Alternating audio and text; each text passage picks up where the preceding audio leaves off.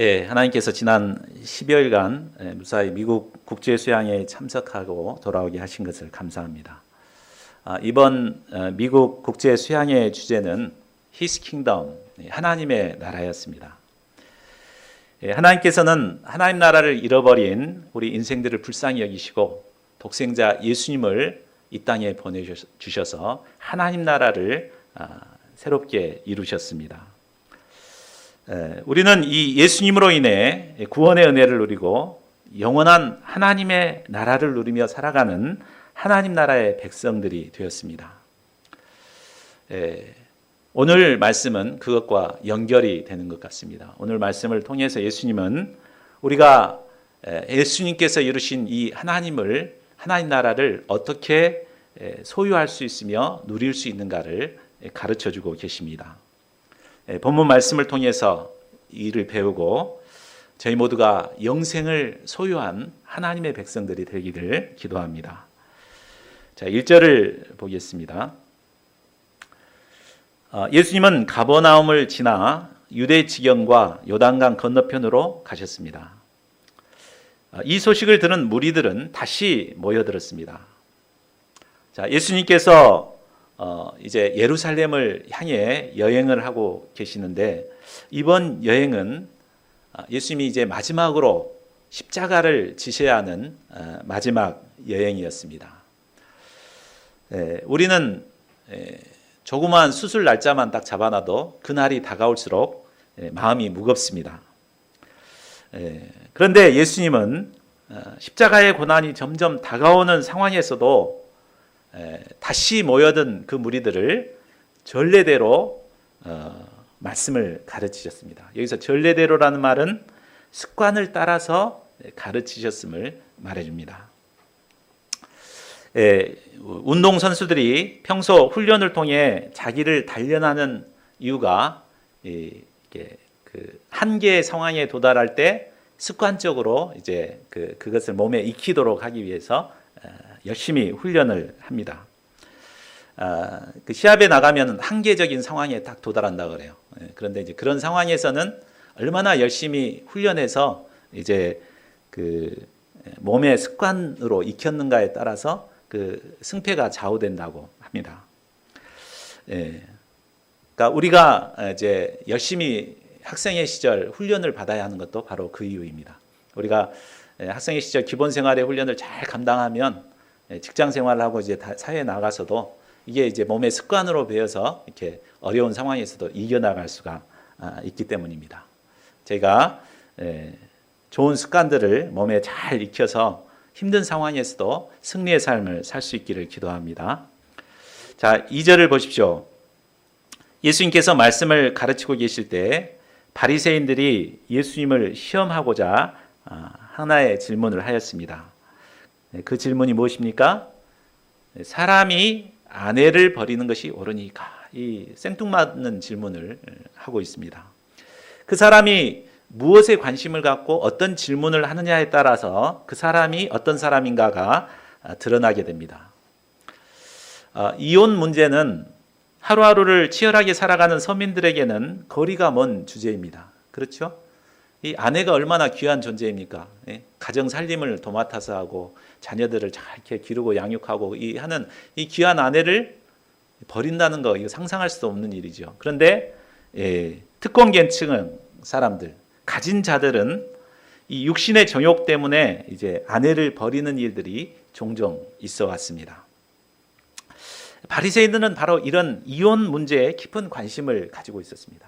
그래서 어떻게 하면 합법적으로 이혼할 수 있는가? 그것에 관심을 갖고 그것을 꼬투리로 예수님을 시험하고자 이런 질문을 한 것입니다. 자, 3절을 보십시오. 이런 그들에게 예수님은 모세가 어떻게 명했는가를 되묻고 있습니다.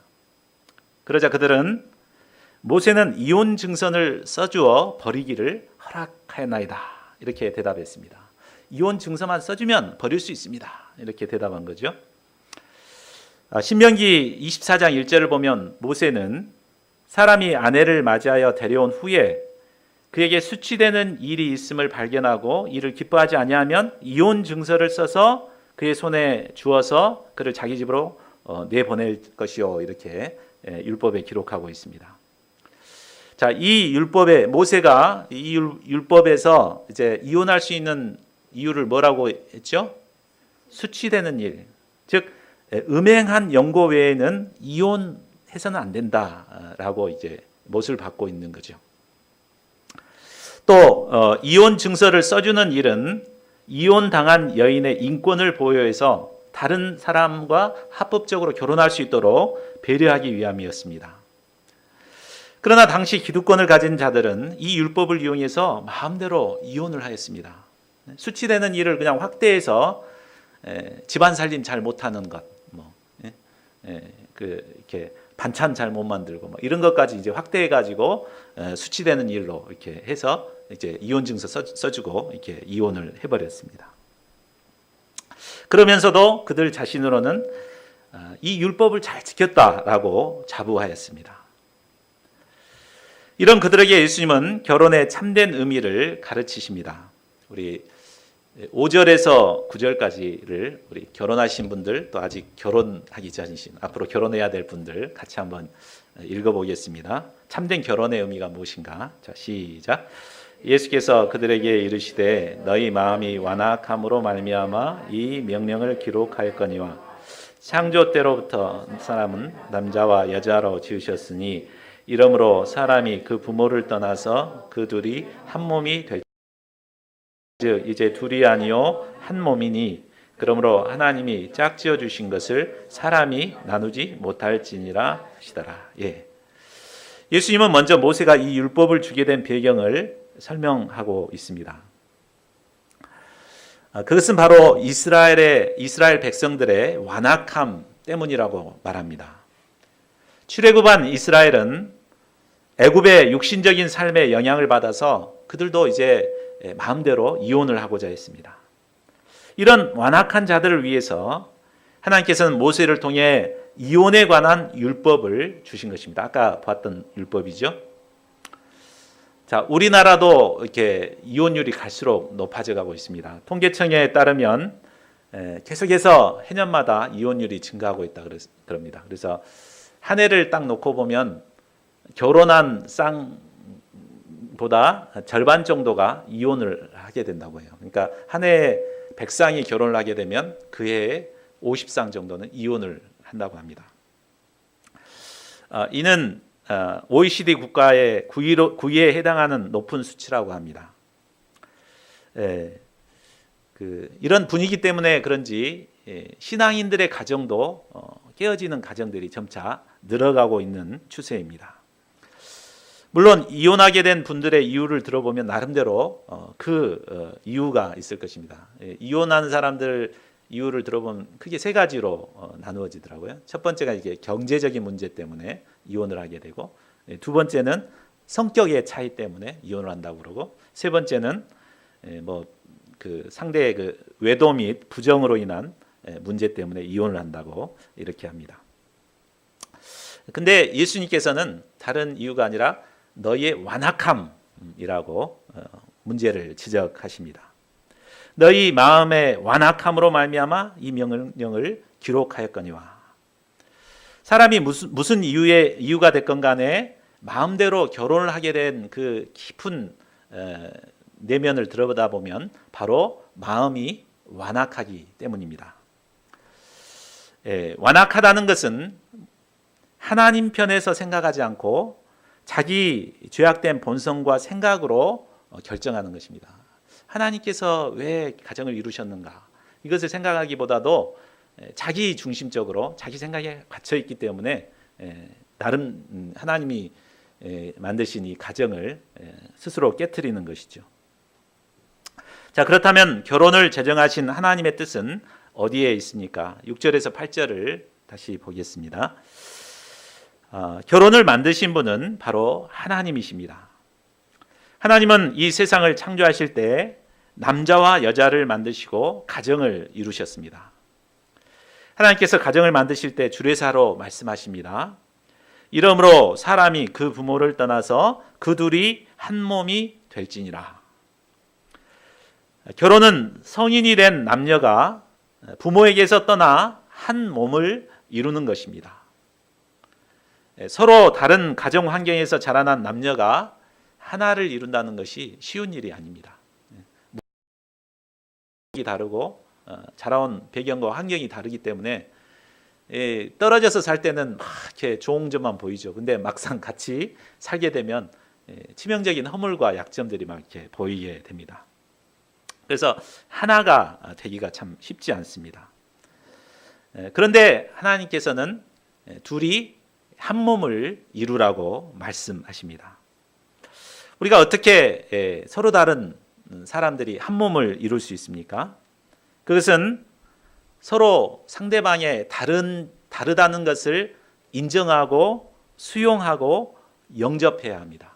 그리고 자기 희생과 노력을 통해서 이제 그것을 감싸 안을 수 있어야 합니다. 또한 무엇보다도 그리스도의 사랑에 기초한 거룩한 사랑이 필요합니다. 그럴 때 그 허물이 보이더라도 그것을 참 품고 감당하고 수용할 수가 있습니다. 이런 노력을 통해서 하나가 되는 것이 부부요 가정입니다. 예수님은 결론적으로 말씀하십니다. 그러므로 하나님이 짝지어 주신 것을 사람이 나누지 못할지니라. 하나님께서 세우신 가정을 깨는 이혼은 하나님이 세우신 몸을 나누는 완악한 것입니다. 또한 하나님의 주권에 도전하는 무서운 죄악입니다. 또 이혼을 하고 다른 데로 결혼하는 것은 간음에 해당하는 심각한 죄악입니다. 율법에서는 간음죄를 범할 때 돌로 쳐서 죽이라고 했습니다. 그만큼 심각한 죄라는 것입니다. 그러므로 우리 신자들은 세상이 아무리 육신적이 되어가고 이혼율이 높아간다 할지라도 그 분위기에 휩쓸려서는 안 됩니다. 이혼이라는 것은 꿈에도 생각해서는 안 됩니다.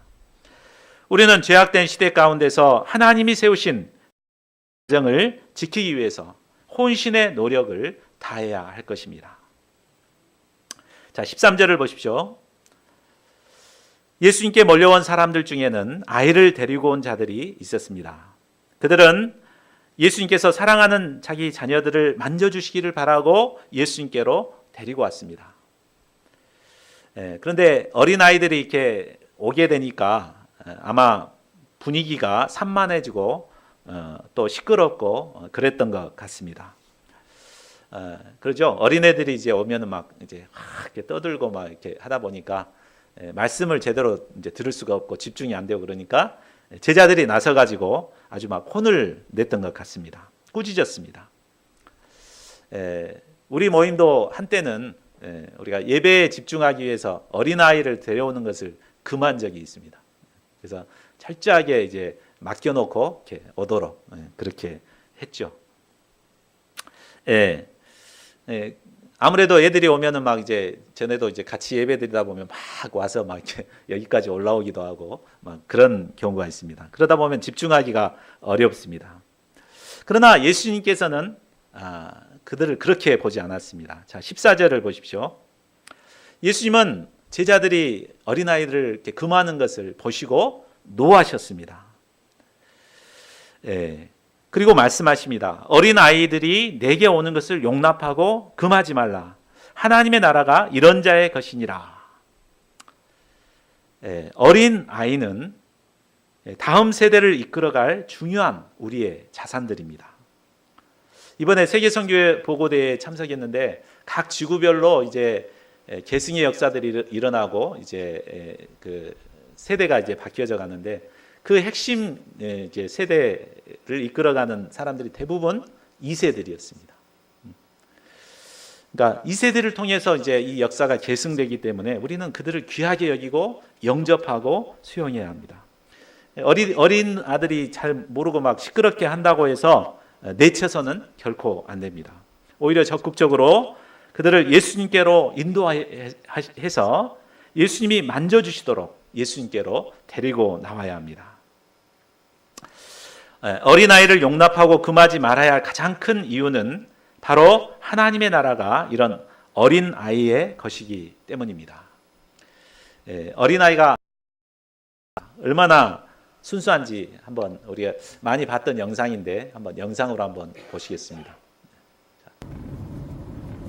내가 갖고 온 그 네일클로버가 있는 그 종이는 예수님, 하나님, 성령님이 딱 세 가지 분이 있는데 그 세 가지 분은 한 명이야. 한 명이야? 어. 근데 그건 이해한 게 아니라 믿는 거야. 믿는 거야. 잘 봐. 네일클로버도 꽃잎이 세 개가 합쳐져 있는데 하나에 그렇게 돼 있잖아. 그런 것처럼 예수님, 성령님, 하나님도 한 명인 거야. 세이클로버가 세 가지의 입으로 돼 있어서 하나가 된 것처럼 성령님, 그 하나님, 세 입이 예수님도 한 세이클로버에 한꺼번에 있지. 어. 그것처럼 어. 한 개. 잖아. 그러니까 예수님, 하나님, 성령님도 한 개인 거고 응. 또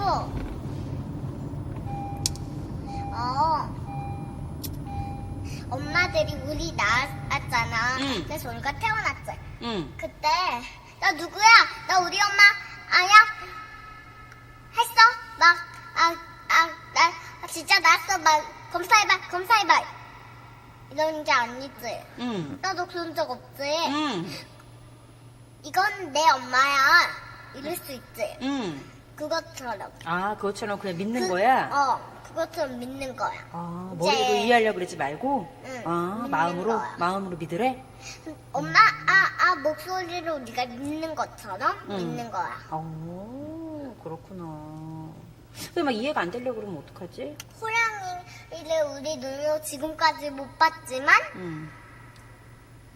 호랑이가 있다고 우리가 믿잖아. 그것처럼.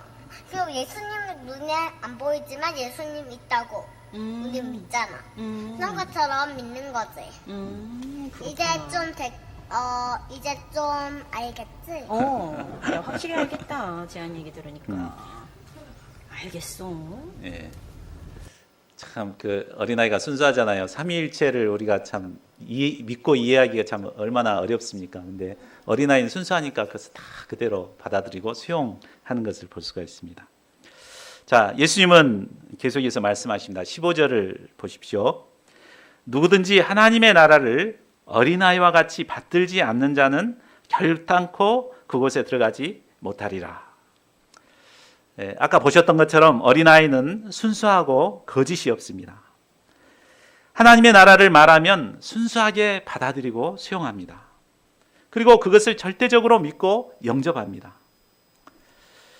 어린아이는 이처럼 순수하게 하나님의 나라를 영접하고 받듭니다. 그러나 어른들은 어떻습니까? 바리새인들처럼 이중적이고 교만하고 따지고 비판하기를 잘합니다. 순수하게 받아들이기보다 계산하고 손익을 따집니다. 그래서 자신에게 유익이 있으면 받아들이고 유익이 없으면 받아들이지 않습니다. 그래서 막 이상한 논리를 통해서 그 말씀을 막 비비 꽈서 배척을 합니다. 배우고자 하기보다도 가르치려고만 합니다. 자, 이런 자들은 결코 하나님 나라에 들어갈 수 없다고 하십니다. 우리는 신앙의 연륜이 쌓아갈수록 어른이 되어서 가르치려고 하기 쉽습니다. 그러나 영적으로 성장한다는 것은 이런 어른스러움을 벗어버리고 어린아이와 같이 순수하게 된다는 것을 알 수 있습니다. 성숙한 신앙인들을 만나보면은 얼마나 순수하고 어린아이와 같은지 모릅니다. 이번에 수양회 가서도 기라성 같은 우리 선배 목자님들 70이 넘으시고 막 그러신 선교사님들 뵀는데 정말 어린아이 같이 순수하신 분들을 볼 수 있었어요. 근데 우리는 조금만 안다고 막 가르치려고 막 그러잖아요. 근데 성숙해질수록 이렇게 정말 어린아이와 같아지는 것을 볼 수 있었습니다. 예수님은 이런 어린 아이들을 품에 안으시고 저희 위에 안수하시고 축복하여 주셨습니다. 저희가 신앙이 성장해 감에 따라서 순수한 어린아이와 같은 순수한 신앙을 소유해 나갈 수 있기를 기도합니다. 자, 17절을 보십시오. 예수님께서 길에 나가실 때 한 사람이 예수님께 달려와서 꿇어앉아 물었습니다. 선한 선생님이여, 내가 무엇을 하여야 영생을 얻으리까? 참, 이 사람은 요즘 보기 드문 청년이었습니다. 22절을 보면 그는 재물이 많은 부자였습니다. 그리고 누가복음 18장에 보면 그는 관원이었습니다. 관원이면 산헤드린 공회의 의원이었음을 말해줍니다.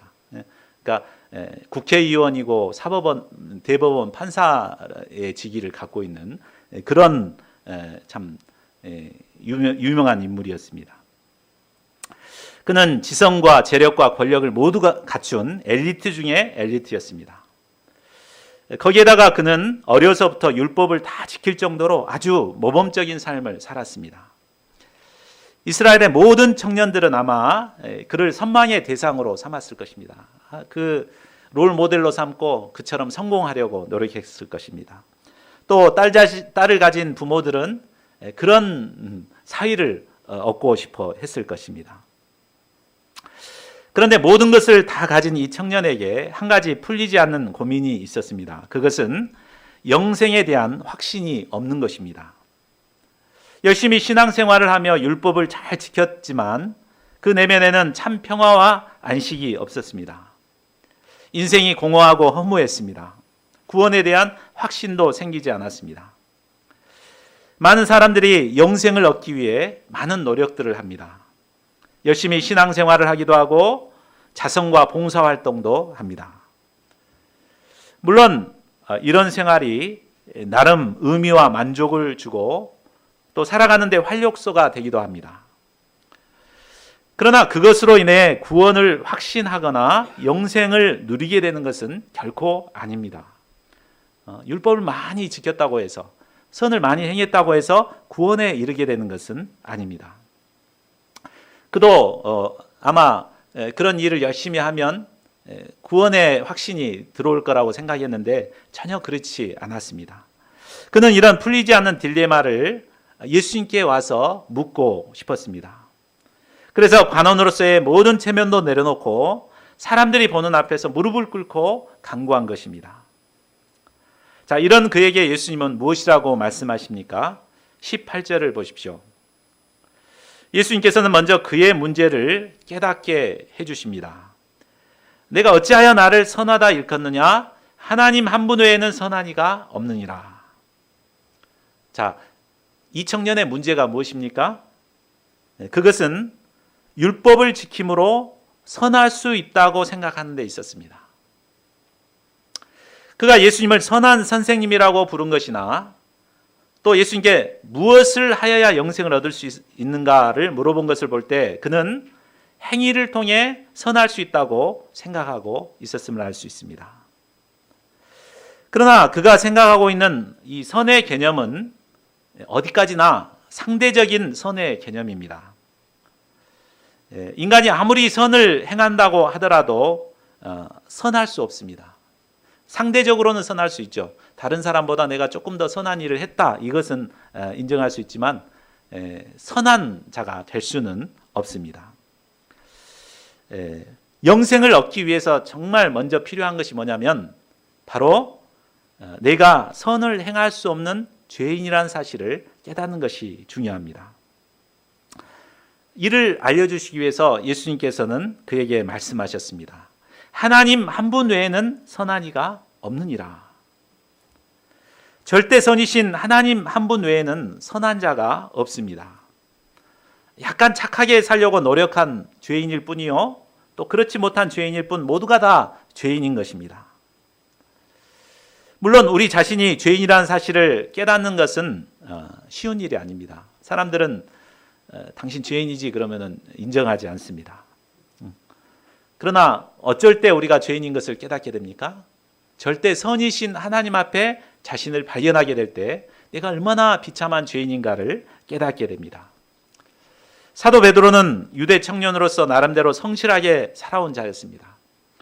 그는 한 가장의 가장으로서 열심히 살았습니다. 밤새워 그물을 내리는 그 어부의 삶을 살았고 피레미 한 마리도 건지지 못했지만 내일을 위해서 열심히 그물을 싣고 이런 성실한 자였습니다. 또 예수님께서 깊은 데로 가서 그물을 내려 고기를 잡으라고 했을 때 참 순종해서 나아가서 그물을 내리는 순종의 사람이기도 했습니다. 또 잡은 고기가 많았을 때 혼자서 다 이렇게 챙기려고 하지 않고 친구들을 불러서 나눌 수 있는 이제 여유가 있고 또 나눈 의리가 있고 나눔의 사람이었습니다. 참 그는 누가 보더라도 인정도 많고 책임감도 있고 성실한 자였습니다. 참 죄인이라고 보기가 어려웠습니다. 그러나 그가 절대 선이 되시는 예수님을 깊이 체험하게 되었을 때 뭐라고 고백합니까? 주여 나를 떠나소서 나는 죄인으로소이다 하고 예수님 앞에 발발발발 떨었습니다. 자, 이처럼 우리는 절대 선이신 하나님 앞에 자신이 어떤 존재인가를 깨닫게 될 때 비로소 죄인이라는 사실을 발견하게 되는 것입니다. 자, 우리가 죄인이라는 사실을 깨닫게 해주는 또 한 가지는 바로 율법입니다. 예수님은 행위로 선할 수 있다고 생각하는 부자 청년에게 10계명 중 인간 상호 간의 관계에 해당되는 율법을 말씀해 주십니다. 19절을 보십시오. 내가 계명을 안 하니 살인하지 말라, 간음하지 말라, 도둑질하지 말라, 거짓 증언하지 말라, 속여 빼앗지 말라, 내 부모를 공경하라 하였느니라.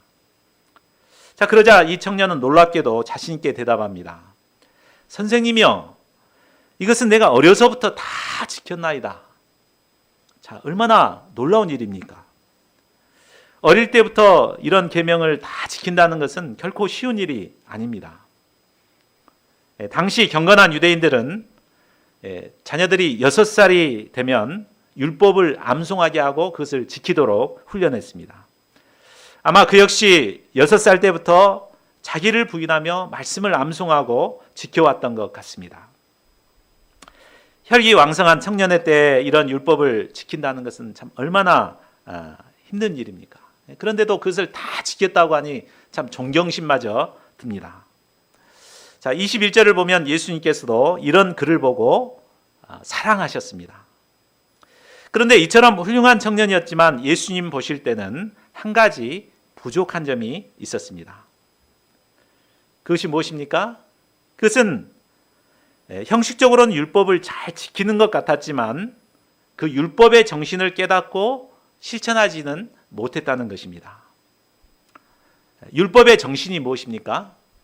신명기에 나왔듯이 우리가 첫째가 마음을 다하고 목숨을 다하고 뜻을 다하여 주 너의 하나님을 사랑하는 것. 그리고 두 번째는 내 이웃을 내 자신과 같이 사랑하는 것이 율법의 정신이죠. 그런데 그는 율법의 조문들은 잘 지켰다고 자부했지만 정작 율법의 정신은 하나도 지키지 못한 자였습니다. 그러면서도 몇 가지 율법을 좀 지켰다는 것으로 인해 자신이 율법을 잘 지켰다고 착각에 빠져 있습니다. 참 우리도 이러기가 쉬운 것 같습니다. 주일 예배에 빠지지 않았다는 것 때문에 또 헌금 잘 내고 일용할 양식 잘 써먹었다는 것으로 인해 신앙생활을 잘하고 있다고 착각하기 쉽습니다. 예수님은 이런 그에게 한 가지 부족한 점이 무엇인가를 가르쳐주고자 하십니다. 그리고 그가 영생을 얻기 위해서 필요한 것이 무엇인가를 가르쳐 주십니다. 내게 아직도 한 가지 부족한 것이 있으니 가서 내게 있는 것을 다 팔아 가난한 자들에게 주라. 그리하면 하늘에서 보화가 내게 있으리라. 그리고 와서 나를 따르라. 자, 자신이 신앙생활을 잘하고 있다고 헛된 자부심에 빠져 있는 자가 영생을 얻기 위해서 필요한 것은 첫 번째로 자신의 신앙생활에 있어서 한 가지 부족한 것을 깨닫는 것입니다. 이를 통해 형식적인 신앙생활에서 벗어나 진심을 들여 하나님을 섬기는 것입니다. 그래야 할 때 신앙생활이 달라지게 됩니다. 율법과 형식적인 신앙생활에서 벗어나 기쁨으로 자기를 희생하며 헌신하는 순수하고 진실한 신앙인으로 변화되게 됩니다. 저희가 영생을 얻기 위해서 한 가지 부족한 것이 무엇입니까? 이 부족한 것을 깨닫고 마음으로 영접하고 헌신할 때 우리는 참 신앙인들로 변화될 수 있습니다. 둘째로 주님을 따르는 삶을 사는 것입니다. 우리가 마음을 들여 가난한 자들 위해 희생하는 삶을 산다고 영생을 얻을 수 있는 것이 아닙니다. 예수님은 모든 것을 팔아 가난한 자들에게 준 후에 예수님을 따라야 함을 말씀하십니다. 영생은 우리의 돈이나 헌신이나 희생으로 얻을 수 있는 것이 결코 아닙니다. 오직 우리를 죄에서 구원하시기 위해 이 땅에 오신 예수님을 영접하고 따를 때 비로소 얻을 수 있는 것입니다. 예수님은 길이요 진리요 생명이 되십니다. 예수님 안에 영원한 생명이 있습니다. 죽음의 권세를 이기는 부활의 소망이 있습니다. 이 예수님을 따를 때만이 우리는 영원한 생명을 얻고 영생을 얻게 됩니다. 예수님은 부자 청년을 사랑하사 영생을 얻는 길을 분명하게 가르쳐 주셨습니다. 이제 부자 청년은 그토록 원하던 영생을 얻을 수 있게 되었습니다. 그러나 그의 반응이 어떠합니까? 22절을 보십시오. 그는 재물이 많았습니다. 그래서 예수님께서 내게 있는 것을 다 팔아 가난한 자들에게 주라는 말씀을 감당할 수가 없었습니다. 1,000,000원 정도 베풀어라 이렇게 했으면 기꺼이 했을 것입니다. 근데 재산을 다 팔아서 가난한 자들에게 주라고 하니까 감당할 수가 없었고 그는 슬픈 기색을 띠고 근심하며 돌아갔습니다. 그는 그토록 얻고자 했던 영생의 길을 깨닫게 되었지만 결국 재물에 대한 욕심을 버리지 못해서 영생의 문턱 앞에서 돌아서게 된 것입니다. 좋은 것은 더 좋은 것의 적이고 더 좋은 것은 가장 좋은 것의 원수다라는 말이 있습니다. 재물이 좋죠. 우리가 원하는 모든 것을 다 살 수가 있고 누릴 수가 있기 때문에 좋은 것입니다. 그러나 이 좋은 재물을 움켜잡고 있으면 어떻게 됩니까? 더 좋은 영생을 얻을 수가 없는 것입니다. 그는 자신이 좋아하는 재물에 얽매여서 더 좋은 영생을 놓치는 어리석은 자가 되어버렸습니다. 사람들은 이 청년처럼 세상에 가지고 있는 좋은 것을 끝까지 붙들고 살고자 합니다. 그러다 결국 더 좋은 영생을 놓치고 부자 청년처럼 영생의 문턱에서 돌아서버린 자들이 참으로 많습니다. 그러나 세상에 좋은 것들을 붙들고 산다고 그것을 영원토록 자기의 소유가 될 수 있습니까? 결국 죽음으로 모든 것을 이 땅에 놓고 주님 앞에 나가야 할 것입니다. 우리가 죽음을 당하게 되면 내가 움켜잡고 있던 모든 것을 놓고 하나님의 심판대 앞에 나가야 합니다. 우리는 부자 청년처럼 어리석은 자가 되어서는 결코 안 되겠습니다. 자, 23절에서 25절을 보십시오. 예수님은 부자 청년이 슬픈 기색을 하고 떠나자 이를 지켜보고 있던 제자들에게 말씀하셨습니다. 얘들아, 하나님의 나라에 들어가기가 얼마나 어려운지 낙타가 바늘귀로 나가는 것이 부자가 하나님 나라에 들어가는 것보다 쉬우니라. 자, 이 말씀은 한마디로 부자가 구원을 받는 것은 거의 불가능에 가깝다는 말입니다. 그렇죠? 자, 그런데도 우리는 부자가 되고 싶어 합니다. 부자가 되면, 내가 부자가 안 돼서 그렇지, 부자만 되면 헌금도 많이 하고, 내가 하나님이 막 벼락부자가 되게 해주시면 이 교회도 그냥 새로 다 지어져 버리고 막 이렇게 할 것 같습니다. 그런데 막상 돈을 갖게 되면 어떻게 됩니까? 화장실 갈 때 마음하고 나올 때 마음 다르다고 생각이 달라지게 됩니다. 그래서 막상 돈이 생기면 더 가지고 싶어서 움켜잡고 쓰지를 못합니다. 결국 디모데전서 6장 9절 말씀처럼 부자가 되려고 하는 자들은 시험과 올무와 여러 가지 어리석고 해로운 욕심에 떨어져서 곧 멸망과 파멸에 빠지게 됩니다. 우리는 이런 어리석은 자들이 되지 말아야겠습니다. 26절을 보십시오. 제자들은 예수님의 말씀에 매우 놀라 말했습니다. 그런즉 누가 구원을 얻을 수 있는가? 자, 이렇게 말한 걸 볼 때 제자들 마음속에도 부자가 되고 싶은 욕구가 있었음을 알 수 있었습니다. 지금은 어렵게 살지만 이 예수님이 왕이 되면 그때는 이제 부자가 될 것이다. 이런 기대감을 갖고 있었을 것입니다. 그런데 부자가 구원을 받을 수 없다면 누가 과연 구원을 얻을 수 있는가? 이런 생각이 들었습니다. 이런 그들에게 예수님은 말씀하십니다. 27절을 보십시오. 예수께서 그들을 보시며 이르시되 사람으로서는 할 수 없으되 하나님으로는 그렇지 아니하니 하나님으로서는 다 하실 수 있느니라. 사람의 힘으로 부자가 천국에 가는 것은 불가능합니다. 그러나 하나님께서 하시면 얼마든지 가능합니다. 하나님께서 하시면 최고의 부자일지라도 자신의 전 재산을 하나님 나라를 위해서 아낌없이 드릴 수가 있습니다. 록펠러가 세계 최고의 부자지만 하나님께서 그의 마음 가운데 역사하시니까 가난한 자들에게 베푸는 삶을 살 수가 있었죠. 자신은 못하지만 하나님께서 하시면 부자도 하나님 나라에 들어가게 하십니다. 구원은 인간의 노력으로는 불가능하지만 이처럼 하나님은 능히 가능하게 하십니다. 28절을 보십시오.